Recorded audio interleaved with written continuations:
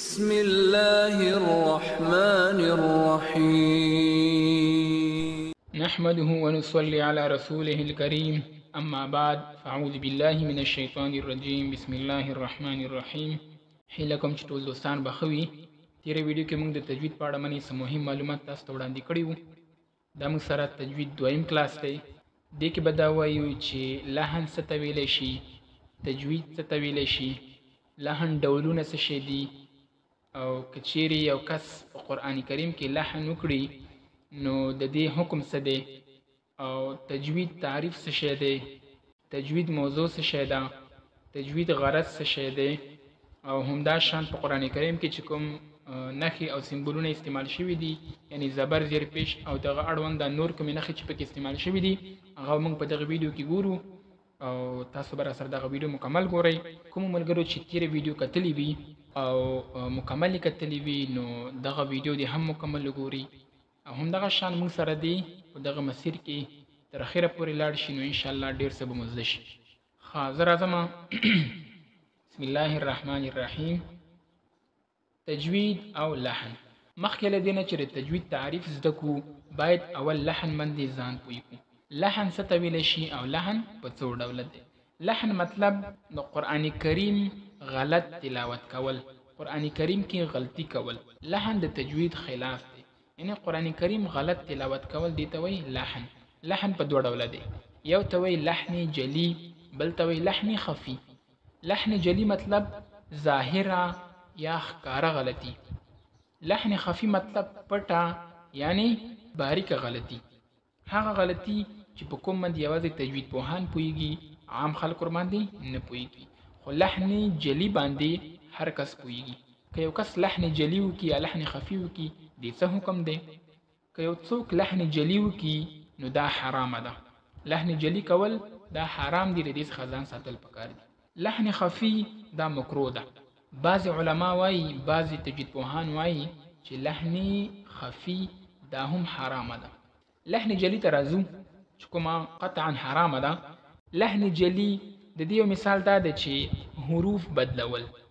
حروف بدلول مطلب چې شو قاف پر ځای باندې کاف ویل دا لحن جلی شو. غټ ح پر ځای باندې د دشمه ح ویل یا د دشمه ح پر ځای باندې غټ ح ویل نو دغه شان دا هم لحن جلی کې راځي. حرکت بدلول، سکون پر ځای باندې حرکت ویل، حرکت پر ځای باندې سکون ویل. کوم حرف چې شد ولري هغې څخه شد لري کول، یا کوم حرف چې شد نه لري هغه ته شد ورکول. کوم حرف چې شد لري لکه الا، تاسو وګورئ الا کې لام باندې شد دی نو امزه د لام سره وتړل شوله. امزه لام زیر ال لام الف مد زبر لا، یا امزه لام زیر ال لام زبر لا. الا الا حرف ته روالی، الا کلمه ته روالی ته دا الا ووی، معنا کې هم غلطي راځي. لحن جلی بل مثال څه شی دی؟ حروفو کې زیاتې کول. څه مطلب؟ مثلا الحمد، الحمد دی ته څه وایي؟ الحمدو، الحمدو دغه شانی وایي. تا پکې وو اضافه دال و پیشدو دي الحمدو نو دې ته هم وایي لحن جلی. که یو کس قصدن سره لحن جلی وکړي نو دې کس حرام کار وکړو، توبه طایب دي شي. بل لحن خفي د مثال څه شی دی؟ ډک حرف تش ویل، تش حرف ډک ویل دا هم په لحن خفي کې راځي. بل اخفا پر ځای باندې اظهار ویل، اظهار پر ځای باندې اخفا ویل. همدغه شان تجویدي چې کومه غلطي ده او دغه لحن جلی څخه بغیر وړې غلطي، یعنی چې کوم باندې عامیان عام خلک ورباندې نه پوهېږي دې ته وایي لحن خفي. له دې څخه هم ځان ساتل پکار دي. دې باندې هغه څوک پوهېږي چې کومو کسانو تجوید ویلی وي. هیله لرم چې په لحن باندې به پوه شوي یاستئ، او انشاءالله چې کله موږ تجوید پوره کړو نو موږ به د لحن څخه خلاص شو، زموږ غلطیانې به اصلاح شي او قرآن به په تجوید سره تلاوت کوو. کله چې یو څوک په تجوید سره قرآن تلاوت کوي نو ډېر زیات خوند هم کوي او دغه لوستونکي ته هم خوند ورکوي، او نور کسان چې څوک اوري سامعین هغو ته هم خوند ورکوي، نو حتی تر دې پورې چې ملایکو ته هم خوند ورکوي. نو هیله لرم چې تجوید هر مسلمانی باید یاد کړي. ښه زه راځم تجوید تعریف ته چې تجوید څه ته ویلی شي. صحیح ده؟ تجوید په لغت کې ښه جوړولو ته وایي، یعنی تحسین الشیء، یعنی یو شی ښایسته کول، یو شي ښایسته کولو ته ویلی شي. او په اصطلاح کې څه ته ویل شي او په اصطلاح کې هغه علم ته وایي چې په هغه کې د حرفونو مخرجونو صفتونو او له هغو قواعدو څخه چې د هغه په مراعات سره قرآن کریم په صحیح توګه لوستل کیږي بحث کیږي. اصطلاح کې تجوید هغه علم دی چې په هغه کې حرفونه یعنی الف با تا، مخرجونه یعنی الف د کوم ځای نه ادا کیږي، با د کوم ځای نه ادا کیږي، جیم د کوم ځای نه ادا کیږي، صفتونه یعنی اخفاء، اظهار او له هغو قواعدو څخه چې د هغه په مراعات سره قرآن کریم په صحیح توګه لوستل کیږي بحث کیږي. یعنی په تجوید کې به موږ دغه خبرې زده کوو. همدغه شان موضوع یې څه شی ده؟